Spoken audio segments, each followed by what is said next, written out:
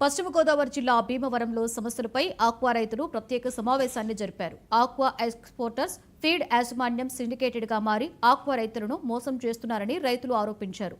100 count ఆధారంగా రొయ్యల rate నిర్ణయించడం సరికాదని, గతంలో తీసుకున్న నిర్ణయానికి కట్టుబడి ఉండాలని, ఎన్నికలకు ముందు కూటమి ప్రభుత్వం ఆక్వా రైతులకు ఇచ్చిన హామీలను వెంటనే అమలు చేయాలని రైతులు డిమాండ్ చేశారు.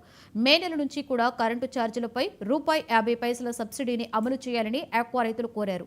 మే 10వ తేదీలోపు ఆక్వా రైతులకు ప్రభుత్వం న్యాయం చేయకపోతే భవిష్యత్ కార్యాచరణ ప్రకటిస్తామని రైతు నాయకులు తెలిపారు. తీసుకెళ్ళి మా సోదరులు చెప్పినట్టు రైతు సోదరులు చెప్పినట్టు ముఖ్యమంత్రి గారి దృష్టికి తీసుకెళ్ళి వెంటనే రూపాయన్నర సబ్సిడీ ప్రతి ఒక్క రైతుకి మే నెల నుంచి వచ్చే విధంగా మీ మీడియా ద్వారా మరొకసారి మేము తెలియపరచడం జరిగింది.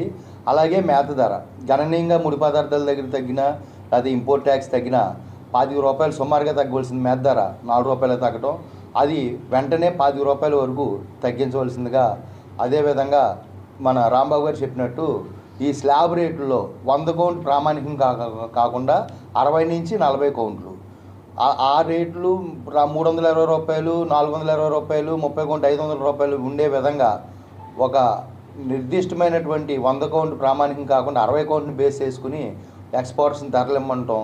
అదేవిధంగా ఈ సమస్యలు ట్రంప్ ట్యాక్స్ ఎప్పుడైతే పడిందో దానికి ముఖ్యమంత్రి గారు ఒక కమిటీ వేయమంటాం.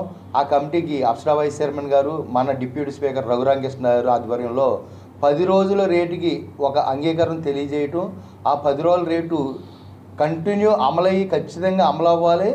ఆ అమలుతో పాటు మేము కోరుకున్న విధంగా స్లాబ్ రేట్లు గమనించి ప్రభుత్వం వారు సహకరించి రైతును ముందుకు తీసుకెళ్లాలంటే ₹25 రేటు తగ్గించాలని చెప్పి మేము డిమాండ్ చేస్తున్నాం.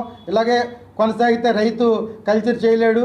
చాలా ఆందోళన గురవుతున్న ఈ ఆక్వాని మీరంతా ముందుకు తీసుకెళ్తారని చెప్పి కోరుకుంటున్నాం. ప్రభుత్వం దృష్టికి తీసుకెళ్ళి